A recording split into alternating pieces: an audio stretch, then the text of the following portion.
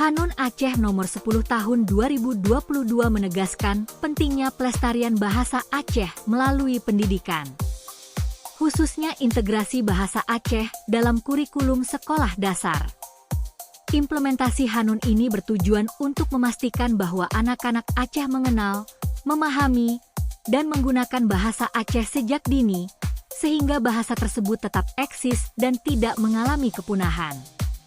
Pendidikan memiliki peran strategis dalam menjaga eksistensi bahasa dan budaya.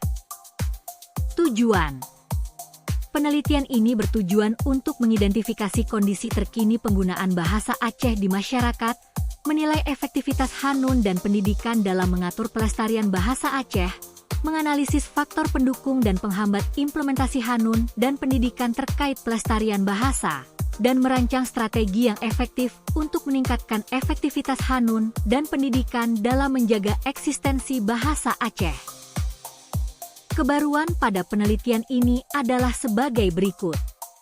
1. Penelitian ini menyoroti peran regulasi Hanun Aceh dalam menjaga eksistensi bahasa Aceh. 2. Mengkaji sejauh mana efektivitas kebijakan daerah dalam meningkatkan penggunaan bahasa Aceh di berbagai sektor. 3. Menilai efektivitas kurikulum pendidikan formal dan non-formal dalam mengajarkan bahasa Aceh. 4. Mengkaji metode pengajaran bahasa Aceh di sekolah. 5. Menggunakan mixed method untuk data yang lebih komprehensif. Tantangan dan urgensi pelestarian bahasa Aceh. Kalangan akademisi menegaskan bahwa pelestarian bahasa Aceh sangat penting demi menjaga keberlanjutan identitas budaya lokal di tengah arus globalisasi dan dominasi bahasa Indonesia serta asing.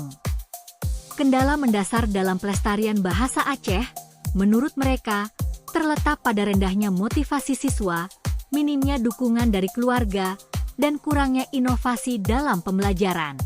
Aspirasi dan harapan peneliti budaya.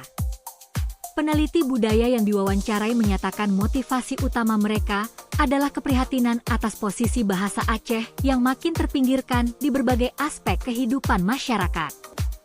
Hasil penelitian mengidentifikasi bahwa tradisi lisan, nilai kearifan lokal, dan kosakata serta sastra Aceh sangat penting untuk dilestarikan. Hasil penelitian.